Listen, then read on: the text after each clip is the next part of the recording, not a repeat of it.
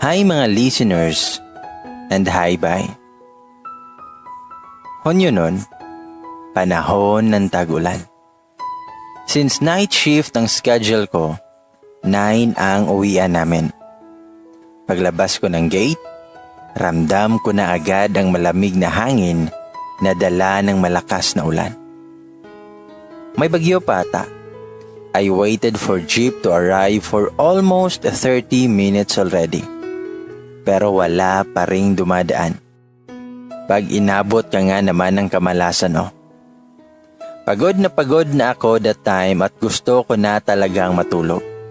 So I have no choice left but to ride a bus. Since then, I really hate riding on a bus. It caused me dizziness and headache. But I lost my patience waiting. Kaya nung may dumaan na bus, sumakay na ako. I took the leap of faith. Siksikan nung time na yon dahil rush hour. Standing na naman. Buti na lang may bumaba na sa isang kanto at dahil malapit ako sa bakanting upuan, I took the vacant seat then I closed my eyes. Habang nasa kalagitnaan ng pagbabiyahe, nagsimula na ngang magumpisa ang ikinatatakot ko. Umikot yung sikmura ko na parang may gustong kumawala sa bibig ko. The familiar feeling gives a sudden chill on my entire body. I tried to calm myself and relax. Exhale and inhale strategy. But it didn't help. Gusto na talagang lumabas nung nasa lalamunan ko. Parang kinakalaykay ang kalamnan ko. Nagmamadali kong hinanap yung plastic na pinaglagyan ng lunchbox ko. Nasagi ko pa si kuyang natutulog na may cup at bahagyang nakayuko. Nagising pa nga ata. Sakto namang pagtangad niya ay siya namang pagsuka ko. I feel ashamed because they are all eyeing me. Daig ko pa ang bata kung magsuka. Then suddenly, the guy beside me handed me his handkerchief and a piece of candy. Sabi niya, "Here, take it." Then nagpasalamat ako sa'yo. Then you say you're welcome and the conversation went on. You even asked me kung bakit ako sumakay ng bus kung nahihilo lang din ako. I tell you the whole story. Then kwinento ko pa yung childhood memory ko tungkol sa bus. Wala kaming dala ni mama ng plastic noon, kaya wala akong choice kundi sumuka sa labas ng bintana. Pero dahil sobrang lakas ng hangin, bumalik sa amin ni mama yung ibang naisuka ko. And worst, sa mukha pa. Dering-deri kami that time. Tawang-tawa ka naman sa kwento ko. Halos sumakit na yung tiyan mo sa katatawa. I was starstruck with your smile. In fairness ang puti ng ngipin mo pang commercial ng toothpaste. Mas lalo kang gumagwapo. Kamukha mo nga si Tom Rodriguez. Mas bata lang ng konti. Ang lalim ng mata mo, tapos itim na itim. I asked you kung may lahi ka. You nodded. Sabi mo nga half German, half Shepherd. Ako naman ang tumawa. You have a great sense of humor and a funny one too. You pulled a lot of corny jokes. At dahil mababaw lang ang kaligayahan ko, tawang-tawa naman si ako. May kasama pang luha. Overjoy lang ang peg. I noticed that I'm close to my destination, so I bid my farewell. Then you ask for my number. Ang cute mo nga ng time na yon Matching kamot pa sa ulo yung tinanong mo ako ng, "Can I get your number?" Sabi ko naman, wala na akong number pag kinuha mo. Pero syempre di na ako nagpakipot pa. Binigay ko rin naman. Pa-chicks babae, pafa ka na nga. I have a lot of fun talking to you. See you when I see you. my last line before I walked down outside the bus. You gave your sweetest smile, then you say goodbye. At may nag-text sa akin, "Hi, this is Jan. Can I ask you for a date? Meet me at the coffee shop. Exactly 3 p.m. today. Hope to see you there." From a known number. I know that it's you dahil ikaw pa lang naman ang pinagbigyan ko ng number na yon. Then naka-embedded pa sa panyo mo yung name na Jan. I didn't hesitate to go there. At exactly 3 p.m., andun ako sa meeting place natin. Then there you are, wearing a black polo shirt na bumagay sa maputing kutis mo. I walk slowly towards you. You were smiling wildly while waving your hands. Feeling ko nag-slow-mo lahat na parang tayong dalawa lang. Totoo pala yun. Akala ko kasi sa telenovela lang yun nangyayari. Hi, it's nice to see you again, miss. Sabay lahad ng kamay mo. Sinabi kong, Lian, at inabot ko naman ang kamay ko. I feel the sparks between us. Well, not literally, but it feels like I had a butterfly in my stomach. I giggled because of that. You said that you wanted to take it seriously. You want a formal relationship, not only a casual dating. You're a straightforward person and matured enough to handle relationships. Tapos ka na palang mag-aral. You are currently managing your parents' business. Pero napakabilib lang na NGSB ka pa. At first, I didn't believe. Sa gwapo mo ba namang yan? For sure, madaming naghahabol sa'yo. Then I asked you why. Then your explanation was amazing. Sabi mo, I want to settle for a person who can make my heart beats fast for a lifetime. I want to set morally upright example for my future children. Not a badass one. Relationships should last forever, not just for the meantime. It's a serious matter that only real man can understand. We shouldn't look for the right person because in God's will and perfect timing, He will give that person when you're finally ready to settle down. Then slow clap for you. Pang Miss Universe ang sagot mo. Sali ka kaya doon, baka mauwi mo ang corona. Pagbibiro ko sa'yo. You just laughed and stared at me intently. Pero sa tingin ko, binigay na nga siya sa akin. I laughed awkwardly. I'm not dumb to understand that you are referring to me. Hindi naman sa assuming ako. Slight lang. Then I changed the topic. I asked you kung mahalaga ba ang virginity ng isang babae. Sabi mo, of course, it is. Virginity really matters. It's God's precious gift to all women. You should give it to the right person who deserves that. But for some instances, it doesn't really matter. There's a lot of person out there whom they are just a victim of wickedness and cruelness of others. Mga taong halang ang kaluluwa na nagawa pang mga rape para sa sariling kaligayahan. It's a serious case that we really need to eradicate. Then na-speechless ako. Bukod sa sense of humor mo, malalim ka rin palang mag-isip. At a very young age, I'm pretty sure that you will achieve a lot of things, especially when your heart wanted it. Sari-saring bagay pa ang napagkwentuhan natin, parang tindahan lang ni Aling Nena. Sari-sari ang laman.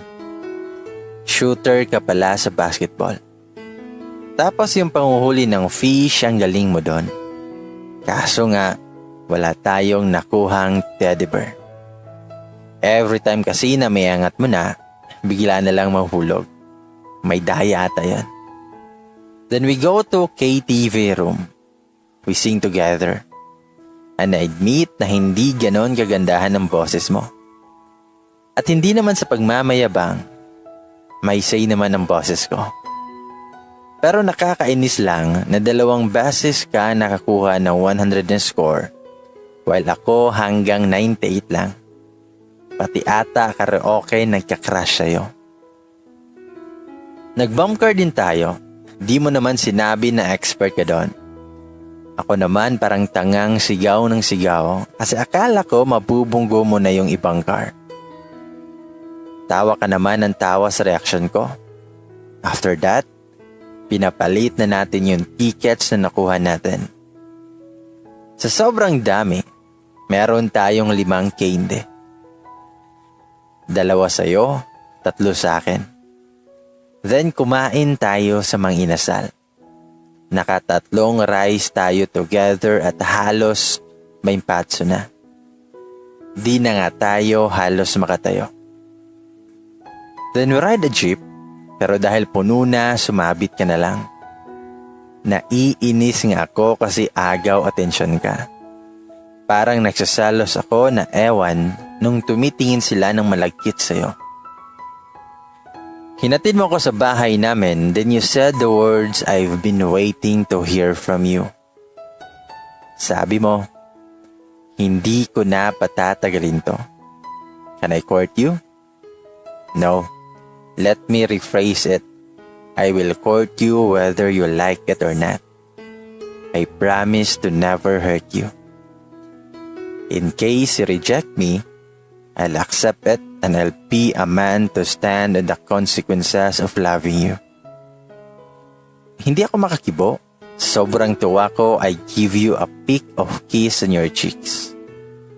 We're both shocked pero kalaunan ay itinawa na lang natin. I can't sleep that night. Nagpagulong-gulong ako sa kama dahil sa tuwa, hiliga at saya. Until my phone beep, 1 message received. At galing kay Jan, my loves. Sleep tight, my love. I enjoy this day. See you tomorrow. Pahinga ka na ha? Mamahalin pa kita. I can hear your voice plays in my head while I am reading your message.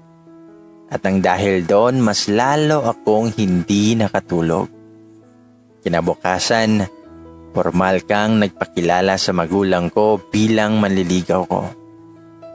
Nagulat pa ako kasi ganun ka kaagang pumunta doon. My father did a very great job interrogating you. Confident ka namang sumagot with a heart sa bawat tanong niya. May pagka-abnormal din yung papa ko. Then, congratulations, you passed the test. Dahil dyan, magdala ka ng alak mamaya. Shot at tayo. Sabi ng papa ko sa'yo. We obviously laugh together. Yeah, finally may nanligaw na kay ate. Pang-asar ng kapatid ko. Kuya, beware ka dyan kay ate. Mabaho ang utot niyan. Sabi pa ng kapatid kong may saya din. Okay lang yun. Pati utot niya, mamahalin ko. Yan ang sabi ni Jan. My face turns red after hearing that. Biskwit na malagkit, pagtulungan niyo daw ba ako? Sabay-sabay tayong kumain na dala mong palabok. Close ka na agad sa kanilang lahat. Ako pa nga na OP sa pagkukwentuhan niyo. Ipinagpaalam mo ako kay mama at papa at tumayag naman agad sila. Sinabi mong ipapakilala mo na rin ako sa family mo, so we are legal both sides. I felt nervous that time, but the excitement consumed me. We arrive at your home exactly lunchtime. Maganda ang bahay niyo?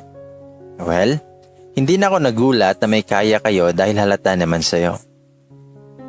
Knock on the door at nagulat ako nang inopen ito ng kamukhang kamukha mo. Shocked was written all over my face. Hindi naman sa noon lang ako nakakita ng kambal. Nagulat lang talaga. Palipat-lipat ang tingin ko sa inyo. Then a few seconds later, then you broke the silence. Sabi mo, Xavier, meet Lian. Lian, meet Xavier, my twin brother. Yan ang pag-i-introduce mo sa amin. Pinakilala mo ako sa mom at dad mo. Tuwang-tuwa sila dahil finally may dinala ka na raw na babae sa bahay niyo. Ako daw pala yung lagi mong kinikwento sa kanila. As the day passes, mas lalo pa akong na-in-love sa'yo. Mas napalapit ka sa family ko at ganun din ako sa family mo. Laging chaperone sa Xavier kapag nag-date tayo. Third wheel ika nga. At dahil doon, mas lalo kong nakita ang pagkakaiba niyo ni Xavier. He is a easy-go-lucky and go-with-the-flow kind of man. While ikaw, lagi mong pinag-iisipan ang desisyon na ginagawa mo.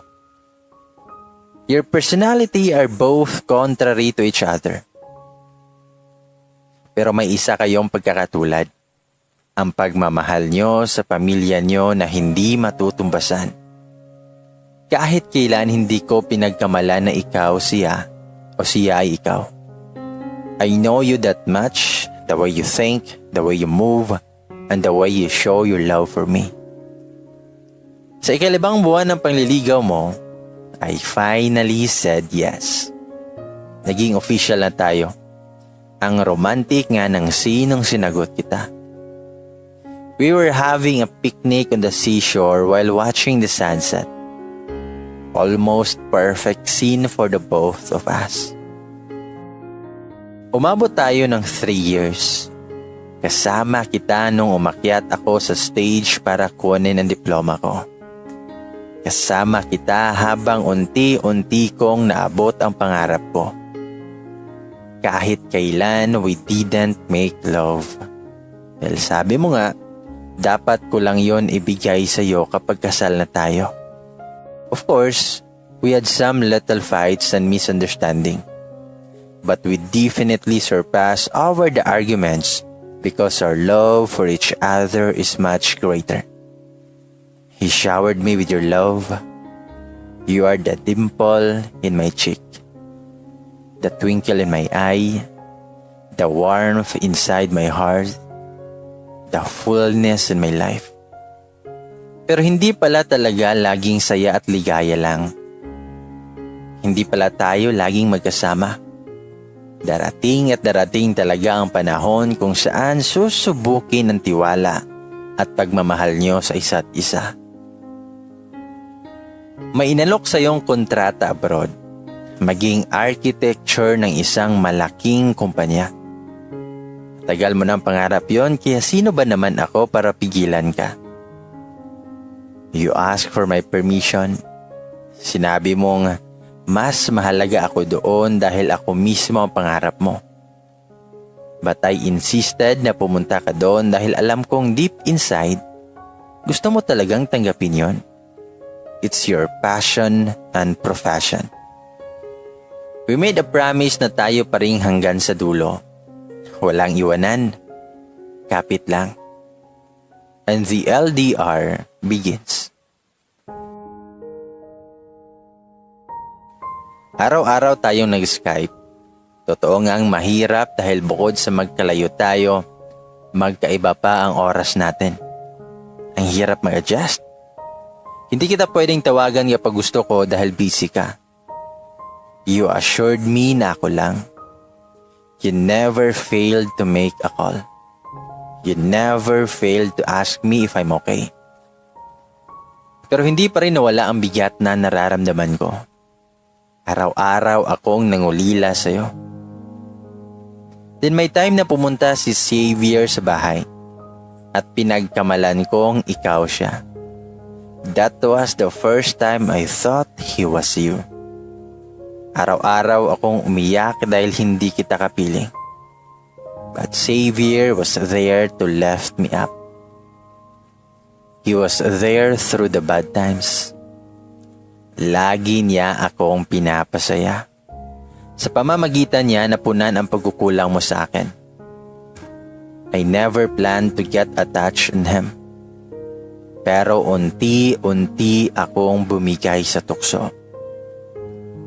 Nagpaanod ako sa pansariling kaligayahan. Hindi ko man lang inisip ang nararamdaman mo. Savior confessed His feelings for me. Mahal niya raw ako. Matagal na. That day, I started to avoid Him. Pero masyado siyang matigas. Hindi siya nagpatalo. Palagi pa rin siyang pumupunta sa bahay. Sinusuyo ako. Nagdadala siya ng bouquet of flowers sa workplace ko. Hatid sundo niya rin ako. Ginawa niya lahat ng bagay na hindi mo nagawa sa akin. That's when I realized that the temptation defeated me. That's when I realized that I slowly giving up on our relationship. Hindi pala ganun katibay ang pagmamahal ko sa'yo. Me and Savior kissed torridly on his car. The thing we didn't did before. Dahil hanggang smack lang tayo, I felt guilty. My conscience is eating me up. Hindi ko alam kung paano sasabihin sa iyo na kami na ng kapatid mo. I became cold. Pero ikaw hindi ka pumalya na piramdam sa akin ang pagmamahal mo. Kahit nararamdaman mo ang cold treatment ko sa iyo. Then one day, nag-video chat tayo. You were crying. You asked me kung bakit ako naging cold. It's tearing me apart when I see you crying. Iniwas ko ang tingin ko sa'yo. Tinanong mo ako kung ano ba ang problema. Umiling lang ako, then I ended it. That night, nag-isip ako kung ano ang kailangan kong gawin. Kung sino ang mas matimbang sa puso ko. Kung ikaw ba o yung kakambal mo. I've been longing for you for almost 1 year. At lahat yon ay napunan ng kapatid mo. Therefore, I made a decision. Then I texted you. Mag-call off muna tayo. Hindi ko sinagot lahat ng tawag mo. At hindi ko na rin replyan lahat ng message mo. Until one day, my family went on our province since it's vacation. Nagpaiwan ako dahil may trabaho pa ako. That day, Savior went to our house. Nagluto siya at nag-movie marathon kami. That moment became intense. He closed our distance, and then he kissed me. I kissed him back, and the rest was history. Pero habang nasa climax kami, we hear the door open. It was you. Nakita mo kaming nakahubad habang ginagawa ang bagay na kahit kailan ay iningatan mong hindi makuha mula sa akin. You were fuming mad. Nagpupuyos ka sa galit. Nag-aapoy ang iyong mga mata. Sinugod mo si Savior, then you punch him. Sinuntok mo. You punch him so hard that he cannot move nor walk.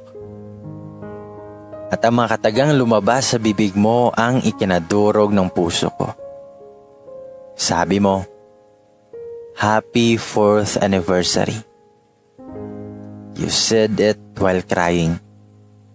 Binalot mo pa ng kumot yung hubad kong katawan. Then you ran. You ran away from me. I call you many times but you didn't look back. Yun na pala ang huling araw na makikita kita. you die.